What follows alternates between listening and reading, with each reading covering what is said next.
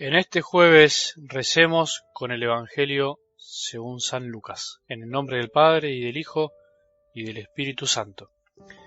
En una oportunidad la multitud se amontonaba alrededor de Jesús para escuchar la palabra de Dios, y él estaba de pie a la orilla del lago de Genesaret. Desde allí vio dos barcas junto a la orilla del lago. Los pescadores habían bajado y estaban limpiando las redes. Jesús subió a una de las barcas, que era de Simón, y le pidió que se apartara un poco de la orilla.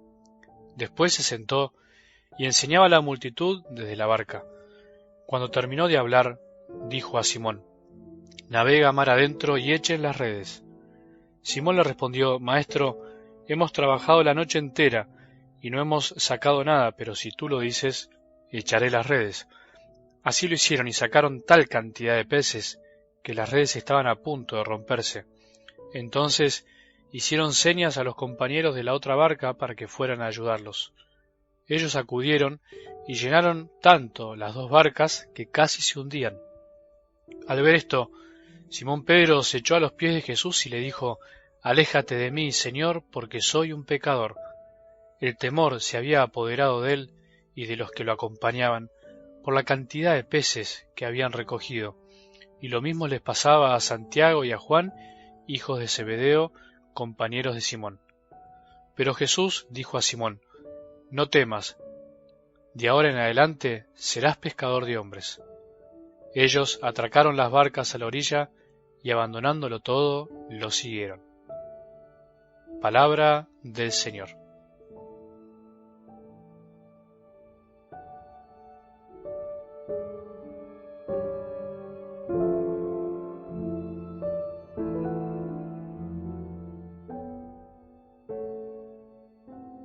Qué mal utilizada está la palabra religioso, religiosidad. Ya desde los evangelios vemos que Jesús critica una cierta religiosidad que finalmente parece ser que fue la que predominó a lo largo del tiempo, o incluso hoy podemos decir que cuando escuchamos la palabra religioso, que cierta persona es muy religiosa, siempre se lo asocia a aquellas personas que o están mucho dentro de la iglesia, o bien rezan mucho, hacen muchas prácticas de piedad. No se relaciona lo religioso con aquel que se entrega y ama en lo cotidiano, aquel que se juega por los que más necesitan, aquel que entrega su vida. No, parece ser que lo religioso es una cuestión externa, de prácticas externas. ¿Cuándo vamos a cambiar esa mentalidad? Decíamos, desprendiéndonos del Evangelio del domingo y de la Carta de Santiago, que la verdadera religiosidad en definitiva no está en cosas meramente externas, aunque ayudan mucho, sino que está en vivir el amor, en ocuparnos de los más débiles y los más pobres. Por eso, quitemos de nuestro vocabulario la palabra mal usada, religiosidad, para asociar a aquellas personas que están mucho dentro de la iglesia. Yo, como sacerdote, o cualquiera que está dentro de la iglesia mucho y vive para ella, podemos ser muy poco religiosos aún estando dentro de la iglesia, porque podemos amar muy poco. En definitiva, solo en el amor se comprueba si nuestra religiosidad es pura y sin mancha. Y ayer citábamos al apóstol Santiago cuando decía: «Si alguno se contenta con oír la palabra sin ponerla por obra, ese se parece al que contempla su imagen en un espejo. Se contempla, pero yéndose se olvida de cómo es».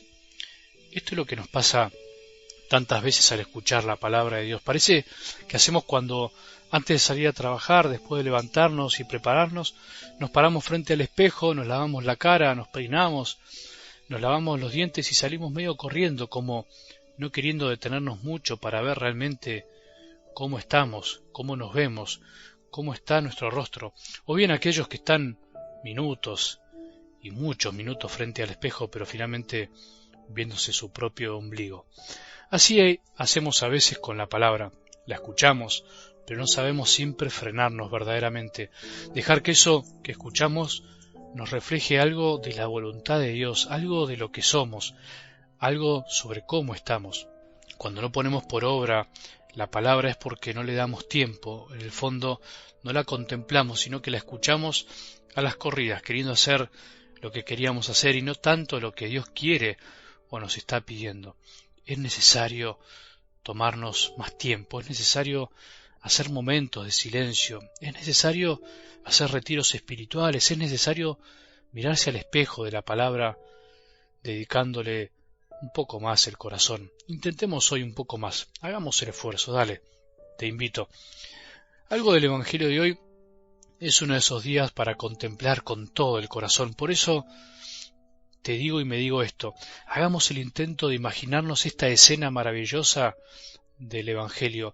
Metámonos como si estuviéramos ahí, para enamorarnos de un Jesús que sorprende, que descoloca, que llama, que se mete en la barca, que enseña, que perdona, que calma, que invita a la confianza, que convierte a un simple pescador, bastante cabeza dura y pecador, en un pescador de hombres, en un hombre que cambió la historia de miles. Es uno de esos días, hoy te invito, que me gustaría callar un poco, no decir mucho, por eso simplemente quiero remarcar algunas pinceladas de lo que ya dice la palabra. Jesús se mete en la barca de Pedro, se mete en su vida, en su lugar de trabajo, como se metió en la mía, en la tuya, como quiere meterse ahora en nuestra vida mientras estamos escuchando. Concretamente nos pide que le demos un lugar, que le demos su lugar, que le abramos nuestra casa, nuestro corazón.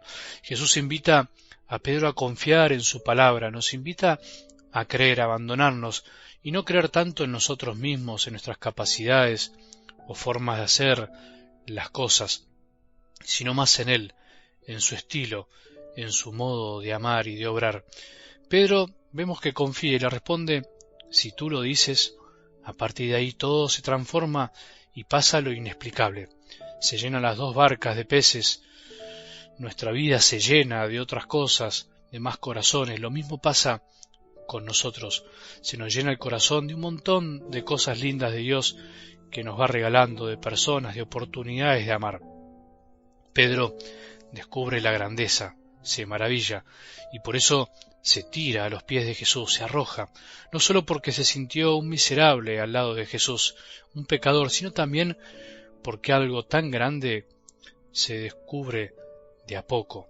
Vos y yo también somos pecadores como Pedro, pero no significa que no somos nada, somos algo pero muy chiquitos ante nuestro gran Jesús, nuestro buen Dios. Solo vemos lo poco que somos cuando descubrimos lo grande que es Dios, lo grande que es nuestro Salvador, y no podemos reconocer quién es nuestro Salvador si no reconocemos que somos pequeños, no miserables, pero pequeños.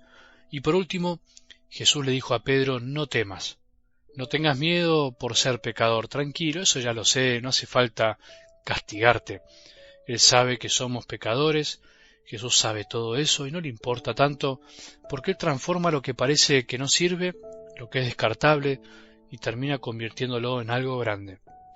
El mundo hace todo lo contrario, fabrica de alguna manera pecadores, los promueve, pero después los desprecia, los descarta, no los perdona. Sin embargo, Jesús recibe a los pecadores, los abraza, los perdona y los convierte en pescadores de hombres, en personas capaces de amar más y más.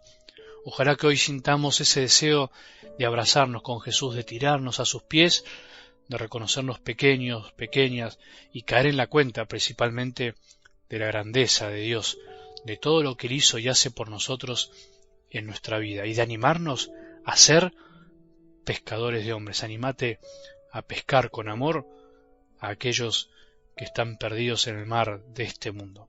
Que tengamos un buen día y que la bendición de Dios, que es Padre misericordioso, Hijo y Espíritu Santo, descienda sobre nuestros corazones y permanezca para siempre.